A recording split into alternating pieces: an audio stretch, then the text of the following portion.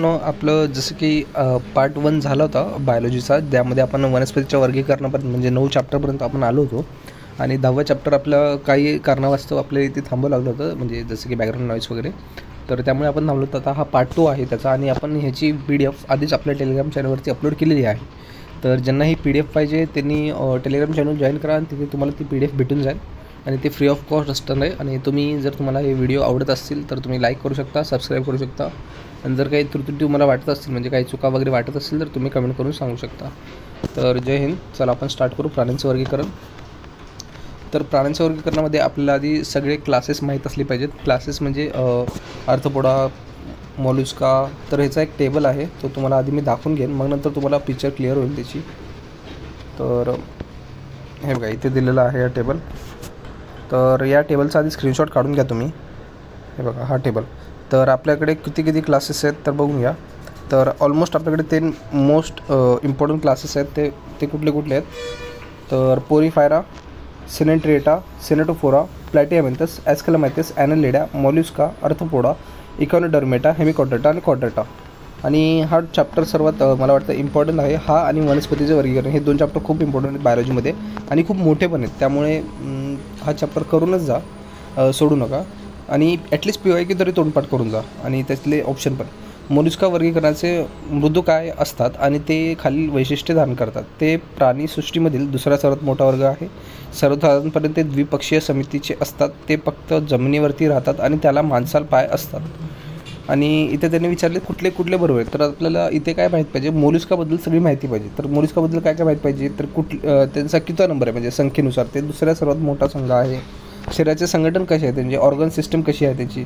Organ system आहे की आपलं सेल्युलर सिस्टम आहे, टिश्यू लेवर सिस्टम आहे, ते बघायचं. नंतर त्यांची बायोलेटर सिमेट्री बघायची, म्हणजे ते जर आपण त्यांना कट केलं, मग त्यांना आपण 2 समान भागमध्ये कट करू शकतो. जर वर्तुळाकार रेडियल सिमेट्री म्हटले, म्हणजे जर वर्तुळाकार सिमेट्री आहे त्यांची, म्हणजे आपण त्यांना त्रिज्येच्या साईडने कट करू शकतो, असं बोललेलं आहे. नंतर जर्मिनल लेयर्स, हे ट्रिप्लोब्लास्टिक आहे. डिप्लोब्लास्टिक लेयर्स म्हणजे काय असतात, 2 एक्टोडम एंडोडममध्ये असतात. नंतर हे याच्यामध्ये ट्रिप्लोब्लास्टिकमध्ये तुमच्यामध्ये एंडोडम, एक्टोडम आणि मिझोडम हे तिन्ही असतात. तर याला ट्रिप्लोब्लास्टिक म्हणलेलं आहे. नंतर याची विकसित देहगृह, आता देहगृह म्हणजे आता सिलोमेट म्हणजे काय, एक अशी लांब नळी टाईप असते, म्हणजे जे पोकळी असते त्याला सिलोम असे म्हणतात. नंतर ह्याच्या रक्ताभिसरण संस्था ओपन सर्क्युलेटरी सिस्टम आहे. आता सर्क्युलेटरी सिस्टम मी तुम्हाला मागच्या पार्टमध्ये समजवली आहे. जर तुम्हाला ते बघायचं असेल तर तुम्ही ते बघू शकता. नंतर उत्सर्जन कॅबर्स अवयवाद्वारे पेरिकॉर्डियल ग्लँडद्वारे होते. आणि या संघातील प्राण्यांच्या स्नायुयुक्त पाय असून ते हालचालीसाठी महत्त्वाचे ठरतात. तर त्यांचे शरीर 3 भागामध्ये विभागलेले असते, उदाहरणार्थ डोके, पचनसंस्था आणि स्नायुयुक्त पाय. बरोबर. या संघातील प्राण्यांचे रक्तात कॉपरयुक्त वर्णन असल्यामुळे हिमोसायनिन असते त्यांना. जर कॉपर असेल रक्तात तर त्यांना हिमोसायनिन म्हणतो आपण. आणि त्यांचा रक्त कुठला असतो, निळा होतो हिमोसायनिन कॉपरमुळे. आणि प्राण्यांचे शरीर हे अखंडयुक्त म्हणजे अनसेगमेंटेड असते. तर अपवाद कुठला आहे, न्यूरोप्लेनिया. तर आणि ते उदाहरण दिलं आहे, ते बघून घ्या एकदा. आता इथे काय दिलं, कुठलं ह्याला काय म्हणतो, जसं की कुठली लॉजी, पक्ष्याचा अभ्यास असेल अँथ्रोलॉजी. नंतर जिओलॉजी पृथ्वीचा अभ्यास, हाडांचा अभ्यास ऑस्टिओलॉजी. ऑस्टिओ कुठे पण आलं म्हणजे ते हाडांच्या रिलेटेड आहे, हे लक्षात ठेवा. पर्यावरणाचा अभ्यास इकोलॉजी, आपल्या जे एन्व्हायरमेंट आहे ना त्याच्याबद्दलच येतं हे. नंतर प्राणीशास्त्राचा अभ्यास झोलॉजी. नंतर बॉटनी वनस्पतीचा अभ्यास मायक्रोबायोलॉजी. आता खूप जणांचं याच्यात BSc वगैरे झालेलं असेल तर तुम्ही कमेंट करून सांगू शकता तुमचं कुठलं BSc वगैरे आहे. विषाणूंचा अभ्यास व्हायरोलॉजी वगैरे आहेत, दिलेले आहेत. नाही लक्षात आलं तर ठीक आहे, इथे एवढं काही इम्पॉर्टंट नाही आहे हे. नंतर शंखशास्त्राचा अभ्यास कशाचा आहे, शंखशास्त्राचा अभ्यास. शंख काय असतं, शंख कशात येतात, आता मॅल्कोलॉजी. हे is the study of molluscs. Their shells बिगिन easily collected, dried and displayed and the study by those with the earlier interest in the natural world. आता प्राण्यांचे वर्गीकरण हे तुम्हाला पहिल्या चॅप्टरमध्ये मी सांगितलं होतं, ट्रिक बनवून वाटतं. वर्गीकरणामध्ये कसं येतं बघा, ॲनिमल आपण काय प्राणी पृष्ठवंशी, आता कोड्रेटा आहे आपण. नंतर स्तनद प्राणी मॅमिलियन म्हणतो. नंतर प्रायमेट्स, नंतर होमोनिडी, नंतर होमो, आणि नंतर सेपियन्स. तर ह्याला आपण कसं म्हणतो, सृष्टी, संघ, वर्ग, नंतर ऑर्डर, कुळ, जात आणि प्रजाती, असं स्पेसिस, जिनस असं. तर नागतोळ्या या कीटकाच्या नर आणि मादीमध्ये किती सहग्रता असतात, म्हणजे जीन्स विचारले आहेत त्यांनी. तर आपल्या माणसांमध्ये किती असतं 23 गुणसूत्र असतात, तर ह्याच्यात पण तसंच दिलेलं आहे त्यांनी. तर 23 गुणसूत्र असतात, तर 22 + x0 x0 आहे ते एकेरी हॅप्लॉइड नंबर 12 म्हणजेच 11 इंटू 11 + x जे सेक्स क्रोमोझोम आहेत यांच्यामध्ये. आणि नर नागतोड्यामध्ये 12 सहलग गट असतात, म्हणजे लिंकेज ग्रुप असतात. आणि मादी नागतोड्यामध्ये एकूण 24 गुणसूत्र आहेत, ज्याच्यामध्ये 22 + x असे आहे. मग यांच्यामध्ये आपण जर बघितलं तर 12मध्ये 11 + x आहे, हॅप्लॉइड संख्या आहे ती. तर म्हणून साधी मादी तरुणामध्ये दुवा साधणारा गटांची संख्या 12 आहे. आणि नागतोडा हा आर्थ्रोपोडा या संघातील कीटक आहे, आर्थ्रोपोडा. ओके, आता ही खूप डीप कन्सेप्ट आहे. जेनेटिक्स खूप मस्त आहे, ही कन्सेप्ट मला खूप आवडते. बट आपल्याकडे टाईमचा थोडा क्रंच असल्यामुळे आपण तेवढं डिटेलमध्ये जात नाही जेनेटिक्समध्ये. तर 2 नावे बायनॉमियल नॉमेनक्लेचर देण्याची पद्धत कोणी सुरू केली? तर कार्ल लिनियसने सुरू केली होती बायनॉमियल नॉमेनक्लेचर. बायनॉमियल नॉमेनक्लेचर म्हणजे काय? आता प्रजाती आणि त्यांची प्रजाती आणि जाती या दोघांच्या नावाचं संघ होऊन बायनॉमियल नॉमेनक्लेचर आपण देतो. बिबट्याचं काय नाव आहे? पॅन्थरा पार्डस. तर पॅन्थरा काय प्रजाती आहे आणि जाती काय? पार्डस असं. नंतर बॅन्थम हुकर वनस्पतीच्या वर्गीकरण नैसर्गिक गुणांवर आधारित सर्वात चांगली आणि लोकप्रिय पद्धत शोधून काढली. आणि नंतर त्यांनी जेनेरा प्लॅन्टेरियम यात प्रकाशित केली होती. थ्रिओफायटस कोण होते? हॅचिन्सन कोण होते? हॅचिन्सन हे लिमोनॉलॉजिस्ट, याच्यामध्ये खूप मेडिकल स्टुडंट हे यांची बुक्स वापरतात हॅचिन्सनची. नंतर system ecology, relation of ecology and cat and fish, जनशास्त्र वगैरे, आधुनिक पर्यावरणशास्त्राचे जनक, हे पण लक्षात ठेवा. नंतर पुढे बघूया आपण वर्गीकरण तत्वाद्वारे कोणते वर्गीकरण योग्य आहे. वर्गीकरण तत्व, आता आपल्याला इथे काय करायचं? ऑड मॅन आउट शोधायचं इथे. Sea fan, sea star, sea pen. आता याच्यातलं तुम्हाला जर एक्झाम्पल्स माहीत असेल कुठल्या वर्गाची कुठले एक्झाम्पल्स असेल तर तुम्ही ऑड मॅन आउट करू शकता. आता संघ मोलिस्काबद्दल इथे परत क्वेश्चन आला, म्हणजे जो पहिला क्वेश्चन आला होता तोच पहिल्याचा रिपिटेशन आहे. तो कधीचा रिपिटेशन आहे माहिती आहे का? 2017चा. म्हणून म्हणतो PYQs खूप इम्पॉर्टंट आहे, ते एकदा करून घ्या. आता तुम्हाला जर प्रत्येक फायलमबद्दल तुम्हाला चांगली माहिती असेल, फायलम सिलेंट्रेटा, आर्थ्रोपोडा, इकोनोडर्मी आता वगैरे वगैरे, ॲटलिस्ट बेसिक जरी तुमचे ते स्पेसिफिक बेसिक जे असतात काय म्हणतात पॉईंट्स जर माहीत असतील तरी तुमचं क्वेश्चन सॉल्व्ह होऊ शकतं यात. आणि जर तुम्हाला तो टेबल माहीत असेल तर खूप खूप मस्त होईल. आणि तो टेबल जर एकदा पाठ झाला तर मग बस झाला, हा चॅप्टर्स तुमचा कंप्लीट झाला. तर largest and the most successful phylum in the animal kingdom arthropoda. कारण सर्वात मोठा आहे तो आर्थ्रोपोडा. अनेक सांध्यांचा उपांगे आहेत ते. डोके, वक्ष आणि उदर असे 3 भाग आहेत. आणि काही प्राण्यांमध्ये डोळे, धड एकत्र असून त्यांमध्ये सेफॅलोथोरॅक्स असतं. वाचून घ्या, डिटेल्स आहेत थोडे. डॅश प्रजातीची संख्या सर्वात जास्त आहे. आता इथे काय आहे? कीटकांची.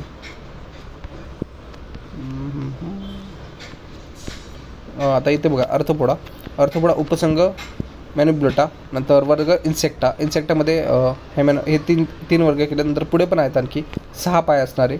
नंतर बॉलटोडी, नंतर कोलडा, झुरळ, भुंगा, हे सगळं बघून घ्या एकदा. नंतर आता क्लासिफिकेशन हे खूप इम्पॉर्टंट आहे. हा टेबल एकदा करून घ्या. क्लासिफिकेशनमध्ये संपृष्ठरज्जू आणि असमपृष्ठरज्जू. संघ समपृष्ठरज्जू म्हणजे क्वाड्रेट्स आणि संघ असमपृष्ठरज्जू म्हणजे नॉन क्वाड्रेट्स. तर हे मला थोडं इथे फक्त मराठीमध्ये दिलेलं आहे, तर ज्यांना इंग्लिशमध्ये पाहिजे तिथे मी पेन्सिलने लिहिलेलं आहे. तर युरोक्वाड्रेटा, सेफॅलोक्वाड्रेटा आणि वर्टिब्रेटामध्ये पण 6 आहेत. आणि जे आपले फायलम्स आहेत ते तर बघू शकतो. प्रोटिस्टा, सिलेंट्रेटा, सिनेटोफोरा, प्लॅटियमेथस, एस्केलेमाथस, ॲनलिडा, आर्थ्रोपोडा, मोलिस्का, इकोनोडर्मेटा आणि हेमिकोड्रेटा, ते बघून घ्या. आता हा टेबल हा तुम्हाला सर्वात मोठा वाला, हा स्क्रीनशॉट काढून घ्या किंवा तुम्हाला PDF तर भेटणारच आहे, तर त्यात तुम्ही वाचू शकता आरामात. तिथे काय दिलं? सूक्ष्मजीव, मायक्रो ऑर्गॅनिझम. मायक्रो आणि मॅक्रो तुम्हाला माहिती आहे. मॅक्रो म्हणजे सर्वात जास्त मोठी क्वांटिटी आणि मायक्रो म्हणजे छोटी, आय म्हणजे छोटी असं. विषाणू, व्हायरस, डॅश असतात. तर इथे काय म्हणलं? एक पेशीय जीव, पेशी भित्तरहित पेशी. नंतर बहुपेशीय जीव. आता बहुपेशीय जीव तर नाही, एक पेशीय जीव. आता मल्टिपल सेल्युलर व्हायरस आहेत का ते पण बघावं लागेल आपल्याला. तर अपेशीय जीव. आता virus is are non cellular entities. आता इथे पहिलंच वाक्य दिले नॉन सेल्युलर म्हणजे अपेशीय जीव दिले.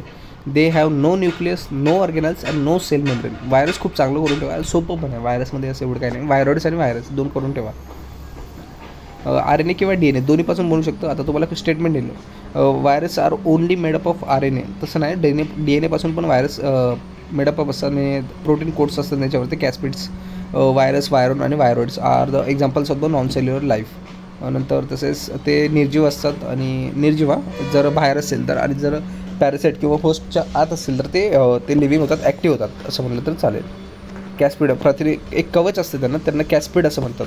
कॅस्पिडमध्ये काय असतं, पायरॉन्स आणि व्हायरॉइड्स. तर विषाणूचा अभ्यास करणाऱ्या शास्त्राला व्हायरोलॉजी म्हणतात आणि या शास्त्राचा अभ्यास करणाऱ्या व्यक्तीला व्हायरोलॉजिस्ट म्हणतात. हे तर सोपे. काय दिले, विषाणूचा कोणत्याही रूप प्रथम ते तंबाखूच्या झाडावर. ओके, हां, आता इथे हे महत्त्वाचं आहे. स्मॉल पॉक्स कशामुळे होतं, व्हायरोला व्हायरस.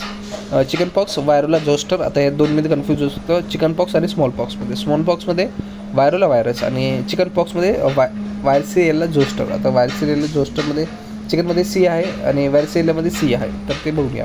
तर मिझल्समध्ये मायोक्सी व्हायरस.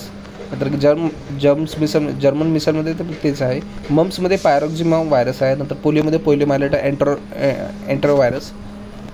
हां, तुम्हाला जी सर्दी होते ती कुठला व्हायरसने होते सांगा मला. सर्दी जी आहे आपली नॉर्मल जी सर्दी होते जेव्हा पाऊस वगैरे पडला, आपण केव्हा भिजलो तर नॉर्मल जी सर्दी होते ती कशामुळे होते सांगा कमेंट करून. नंतर इन्फ्लुएन्झा कशामुळे होतो, ऑर्थोमॉक्सी व्हायरस. नंतर रॅबिस होतो रॅपिडो व्हायरस. नंतर हेपेटायटिस तुम्हाला माहिती आहे, हेपेटायटिसचे ग्रुप्स आहेत, HBA, HBB, HBC, HBD. तर ते बघून घ्या एकदा. एड्स कशा होतं, ह्याचा फुल फॉर्म येऊ शकतो तुम्हाला, इम्युनो डिफिशियन्सी व्हायरस, HIV. नंतर एड्सचा फुल फॉर्म काय ते सांगा तुम्ही कमेंट करून. नंतर सार्स जे आता होतं खूप इम्पॉर्टंट आहे. SARS severe acute respiratory syndrome, जे कोरोना व्हायरसमुळे होतं. नंतर खाली काय, वनस्पतीच्या विषाणूजन्य रोग, वनस्पती रोग, मोझॅक, वनस्पती तंबाखू, कारक आहे tobacco mosaic virus. Potato mosaic virus, बटाटामध्ये पोटॅटो व्हायरस असतं. आणि नंतर बंची टॉप काय, केळी, बनाना व्हायरस 1. हे टेबल थोडं लक्षात आलं तर ठेवू शकता तुम्ही, सूक्ष्मजीवाचा सहभाग वगैरे. तर कॅफिया अरबिका, तर ते बघा. तर सफरचंद, तर सूक्ष्मजीव सेंद्रिय आम्ल उपयोग. तर जैवतंत्रज्ञान बायोटेक्नॉलॉजी UPSCमध्ये खूप इम्पॉर्टंट आहे हा. MPSCमध्ये थोडंसं कमी आहे, बट तरी एकदा करून घ्या. आता तुम्हाला मॉर्गनचे एक्सपेरिमेंट वगैरे यात सांगितलं, डोर्सोविलाची गुण. आता हे थोडंसं काय म्हणतात, कॉम्प्लिकेशन मॅथमॅटिकल आहे यामध्ये थोडं. तुम्हाला हे माहीत पाहिजे, जनरेशन F1 जनरेशन काय असते, F2 जनरेशन काय असते. नंतर हे एकदा तुम्हाला हे सॉल्व करून बघावं लागेल. आता हे तुम्हाला कुठे भेटेल माहिती आहे का, 12वीच्या पुस्तकात तुम्हाला हे भेटेल, 12वीच्या बायोलॉजीच्या पुस्तकात हे भेटेल तुम्हाला. तर एकदा ते वाचून घ्या चॅप्टर आणि मगच हा चॅप्टर तुम्ही अटेम्प्ट करायचा. तरी एकदा तुम्ही यातले हे PYQs बघून जा, ॲटलीस्ट आन्सर तरी बघून जा. हां, इथे हे दिले जे अनुवंशिक संख्येला. आता हे टेबल बनवता आलं पाहिजे, XR. पुढे आहे, कोणते जनुकीय रूपांतरित पिकांमध्ये जनुकीय अभियांत्रिकी तंत्राने अजीवनसत्व निर्माण करणे 3 जनुकीय घातले आहेत. हे तांदूळ रिलेटेड आहे. हां, गोल्डन राईस. हे NCERTचा फेवरेट क्वेश्चन आहे, NEETमध्ये खूप वेळा पडलेला आहे क्वेश्चन हा गोल्डन राईसचा, तर त्यामुळे इथे टाकला असेल. नंतर DNA आणि DNAमध्ये थायमिन हा नेहमी कुठल्या अमायनो ॲसिडशी जोडलेला असतो, थायमिन ॲडेनाईनसोबत. तर DNAमध्ये 4 ग्रुप्स असतात, ॲडेनाईन, थायमाइन, सायटोसाइन आणि थायमाइन, सायटोसाइन आणि ग्वानाइन. तर 4 ग्रुप असतात आणि फक्त RNAमध्ये युरान्सिल चेंज होतं. DNAचा फुल फॉर्म आहे डिऑक्सो रायबो न्यूक्लिक ॲसिड. RNAचा फुल फॉर्म आहे रायबो न्यूक्लिक ॲसिड असे. DNA काय असतं, डबल हेलिक्स स्ट्रक्चर असतं. ते कोण दिलं, वॉटसन आणि क्रिक यांनी दिले. DNAचं बेसिक युनिट काय, न्यूक्लियोटाईड आहे. आणि इथे तुम्हाला दिले बघा 4 जे न्यूक्लियोसाइड बेस असतात ते ॲडेनाईन, ग्वानाईन, सायटोसाइन, थायमाइन, AGCT असं लक्षात ठेवा. रायबो न्यूक्लिक ॲसिड काय असतं, रायबोज न्यूक्लिक ॲसिड सिंगल स्टँडर्ड असतं, हे लक्षात ठेवा. RNA हे DNAपेक्षा रासायनिक रचनेने थोडेसे वेगळे आहे. यामध्ये DNAमधील थायमाइन याऐवजी mRNAमधील युरान्सिलने रिप्लेस होतं. हे एकदा कंपॅरिझन बघून घ्या, आलं तरी येऊ शकतं क्वेश्चन. पेशी म्हणजे काय, आता सेलबद्दल तुम्हाला विचारलेलं आहे. सेलमध्ये प्रकाश संश्लेषण क्रियेच्या आधारित प्रक्रियेत सर्वात महत्त्वाचे कार्य कुठले आहे, ATP फॉर्मेशन करणे, तर हे सर्वात इम्पॉर्टंट तर असणारच आहे. आणि NADPH2 हे फॉर्म करणे, NADPH हे फॉर्म करणे. NADPHपासून तुम्हाला एनर्जी भेटणार, ATP परत फॉर्म होणार आहे, ते एक स्टोअर हाऊस आहे. हेल्थ रिॲक्शन काय असते ती एकदा बघून घ्या. रॉबर्ट हिल्सने काढली होती. प्रकाश संश्लेषण क्रियेतून वनस्पती स्वतःच्या ऊर्जेची आवश्यकता पूर्ण करतात. हिरव्या आणि निळ्या रंगाचे प्रकाशामध्ये कमी प्रमाणात, तसेच तांबड्या रंगाच्या प्रकाशात जास्त प्रमाणात होतो. नंतर C3 पाचवी असणाऱ्या वनस्पतीमध्ये C3 वनस्पती असं म्हणतात. सोयाबीन, कापूस, पालक, ज्वारी, गहू, बाजरी, तंबाखू इत्यादी. प्रकाश संश्लेषणासाठी हरितद्रव्य म्हणजे क्लोरोफिल खूप इम्पॉर्टंट आहे.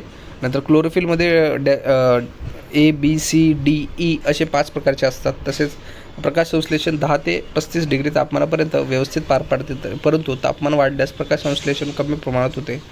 प्रकाश ऊर्जेचे रासायनिक ऊर्जेत रूपांतर होते. नंतर प्रकाश संश्लेषण ही एक उष्मग्राही अभिक्रिया आहे ज्यामध्ये प्रकाश ऊर्जेचे ग्रहण करून रासायनिक ऊर्जेत रूपांतर केले जाते. आता केल्विन सायकल एकदा बघूया. CO2 + H2O किती होतं, ग्लुकोज फॉर्मेशन होतं, 6O2 बाहेर पडतं म्हणजे ऑक्सिजन बाहेर पडतं. फोटोसिंथेसिस क्रिया तुम्हाला माहिती आहे, सगळ्यांना माहिती आहे, आपण लहानपणी शिकलेलो आहे. खालीपैकी कोणती पेशी घटकाभोवती पटल आवरण नसते. आता इथे काय विचारलं तुम्हाला, कुठलं सेल मेम्ब्रेननी बाउंडेड नाही आहे, तर क्लोरोप्लास्ट, रायबोझोमला नसतं. लायझोझाइम्स हे सुसाईड बॅग आहेत ज्याच्यामध्ये जेव्हा तुम्हाला सेल स्वतःला मारायचे असते तेव्हा ते लायझोझाइम्स ॲक्ट करतात. मायटोकॉन्ड्रिया तुम्हाला माहिती आहे, पॉवर ऑफ द सेल आहे. नंतर क्लोरोप्लास्ट जिथे प्रकाश संश्लेषण क्रिया होते. मग रायबोझाइम जे आहे जिथे प्रोटीन फॉर्मेशन होतं, बट तिथे सेल मेम्ब्रेनने ते आवरण केलेलं नसतं, त्याला कवर्ड नसतात ते. व्हॅक्युअल्स म्हणजे रिक्त जागा, तिथे ते द्रव पदार्थ किंवा स्थायू पदार्थ साठवणुकीसाठी वापरले जातात. पुढे बघा, कोणते प्राणी पेशी मेदाचे संग्रहण आणि चयापचय करतात. तर काय इथे दिले, मेद उती जे उतीशास्त्र, हिस्टोलॉजी म्हणजे मेयासने दिलं होतं. इथे काय दिले, सरळ उती, सिंपल टिश्यू. अच्छा, उती म्हणजे टिश्यू, ओके. जटिल उती म्हणजे कॉम्प्लेक्स टिश्यू. नंतर जटिल उतीमध्ये काय, कनेक्टिव्ह टिश्यू, मस्क्युलर टिश्यू आणि न्यूरस टिश्यू. सिंपल टिश्यूमध्ये इपिथिलियल टिश्यू. नंतर सिंपल स्क्वॅमस, स्टॅटिफाईड क्वॅमस. आता हे तुम्हाला फक्त नावं लक्षात आलेलं तरी ठीक आहे. स्ट्रक्चर ह्याचं इम्पॉर्टन्स, कार्य वगैरे नाही लक्षात ठेवलं तरी ठीक आहे. हे सिक्वेन्स लक्षात ठेवा. Simple squamous, stratified squamous, columnar epithelium, ciliated columnar epithelium, cuboidal epithelium आणि ग्लँड्युलर इपिथिलियम. आणि जे कनेक्टिव्ह टिश्यू आहेत ते कुठले आहेत, अस्थि हे कनेक्टिव्ह टिश्यू आहेत, लक्षात ठेवा. तर आपण आपल्याला वाटतं फक्त ब्लडच आहे कनेक्टिव्ह टिश्यू, नाही आहे तसं. बोन्स आहेत, ब्लड आहे, लिगामेंट आहे, टेंडन आहे, कार्टिलेज आहे, एरिओलाज आहेत आणि ॲडिपोज आहे. साईज ऑफ द सेल्स हे बघून घ्या, आहे नॉर्मल आहे. अमिबा तर आपण लहानपणापासून बघतच आलो आहे, अमिबा.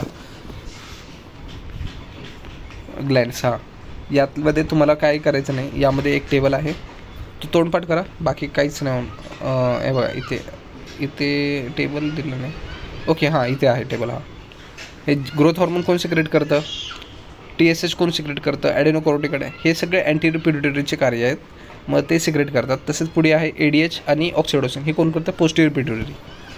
तर पोस्टेरियर पिट्युटरीमध्ये आणि कोहेरिन हे काय, तर लहान आतड्यातील जेजुनम या भागात एकत्रित आकुंचन घडून आणतं जेजुनम. कोहेरिन, ऑक्सिटोसिन म्हणजे जेव्हा बाळाचा जन्म होतो तेव्हा युटरन कॉन्ट्रॅक्शनची गरज असते. ते ऑक्सिटोसिन हे इंजेक्शन काही वेळेस द्यावं पण लागतं पेशंटला. जेव्हा लेबर पेन होत नाही त्यावेळेस ऑक्सिटोसिन इंजेक्शन दिलं जातं IM. नंतर MTH काय, मेलॅनिन, आपलं जे कलर आहे स्किनचं ते कशाने डिपेंड करतं, मेलॅनिनमुळे. नंतर गोनाडोट्रॉपिक हॉर्मोन म्हणजे जेव्हा गोनाडिन म्हणजे स्पर्म प्रोड्यूस करायचे असतात किंवा ओव्हरीज वगैरे त्यांना नरिशमेंट करायची असते तेव्हा ते कॉमन आहेत. नंतर ल्युटेनायझिंग हॉर्मोन काय आहे, स्तनग्रंथीची वाढ करणे, नंतर विकास करणे, दुधाची निर्मिती करणे, लॅक्टेशन करते. ॲड्रेनोकॉर्टिकोट्रॉपिक हॉर्मोन काय आहेत, जे संप्रेरक जे ॲड्रेनल ग्लँडवरती कार्य करतात. TSH thyroid stimulating hormone. Thyroid आता तुम्हाला माहिती आहे, जेव्हा आपल्याला फक्त थायरॉइड म्हणजे काय वाटतं की गळ्याची इथे सूज येणं म्हणजे थायरॉइड झाला, असं नाही, त्याचे खूप सारे सिम्पटम्स आहेत, त्याच्यावरून डिपेंड करतं.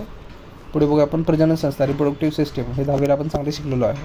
तर खालीपैकी कोणती परिस्थिती दुसऱ्या गर्भासाठी धोकादायक असते. आता इथे काय विचारलं, इरिथ्रोब्लास्टोफिटायसिस या रोगाबद्दल ह्यांनी विचारलेलं आहे. इरिथ्रोब्लास्टोफिटायसिसमध्ये काय होतं, जेव्हा आईचं रक्त निगेटिव्हमध्ये असतं आणि जो जन्मणारा बाळ आहे, सेकंड चाइल्ड आहे, तो पॉझिटिव्ह रक्ताचा असतो. जेव्हा सेकंड डिलिव्हरी होते त्यावेळेस मदरचं ब्लड कॉन्टॅक्टमध्ये येतं बाळाच्या आणि तेव्हा मदरमध्ये अँटीबॉडीज फॉर्म होतात आणि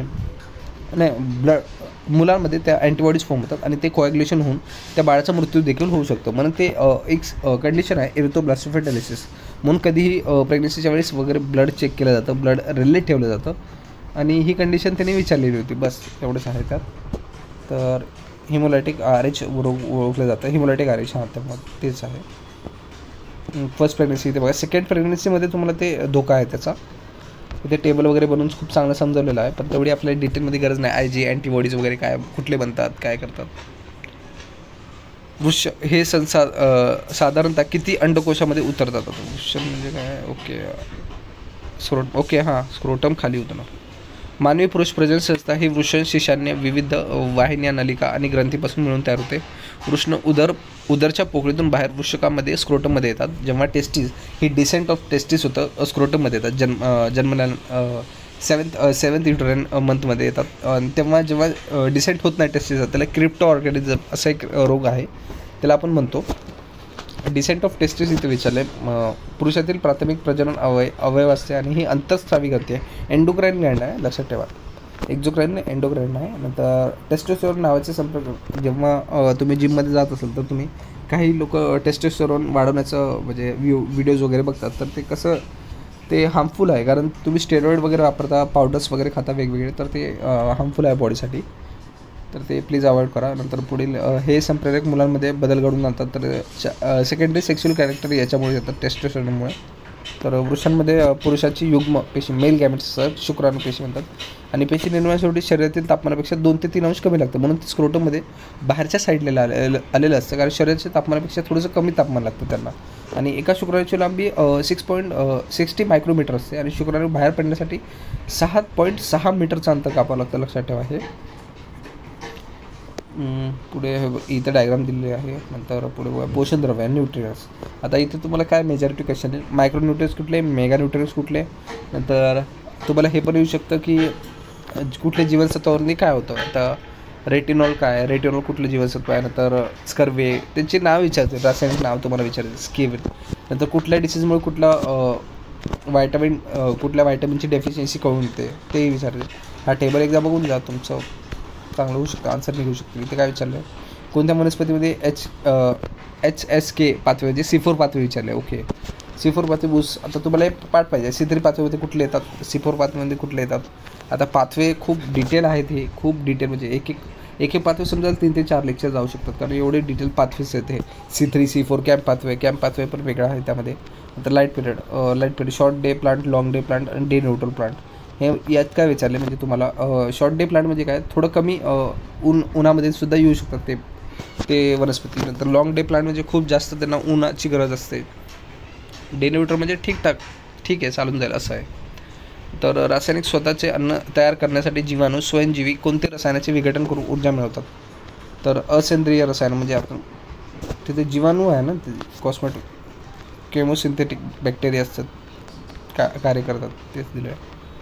तर व्हायटमिन B12चे खालीपैकी कोणते स्रोत आहे. व्हायटमिन B12, आता तुम्ही अंदाजे तुम्ही हे पण सांगू शकता, मासे नंतर यकृत आणि लहान आतडे यांमधील जीवाणू कोणते स्रोत आहेत. ओके, नाही असा कसा, बाकी पण येऊ शकतात.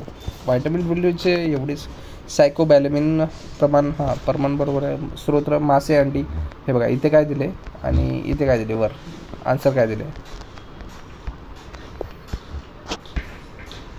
मासे, अंडी, दूध, दही, ईस्ट. आता इथे काय म्हणतात, दूध, दही, ईस्टमध्ये कुठलं असतं, लॅक्टोबॅसिलस असतं, मग ते पण प्रोड्यूस करतो. ओके, कार्य काय, नायट्रोजनचे चयापचय करणे, RBC तयार करणे, अभावामुळे हो जाणाऱ्या चेतातंतूची विकृती आणि मेगालोब्लास्टिक अनिमियाचे टाईप्स तुम्हाला आज मी सांगितलेले आहेत. महत्त्व काय, फक्त B12 हे प्राणी स्रोतामध्ये असतं, आणि नंतर कोबाल्ट कंटेंट व्हायटमिन असतं, आणि त्यामध्ये मेदाचे विघटन होते. नंतर B कॉम्प्लेक्सला अपवाद आहे, आणि ते मेदात विरघळतात, म्हणून त्याला B12चे इंजेक्शन घेतात.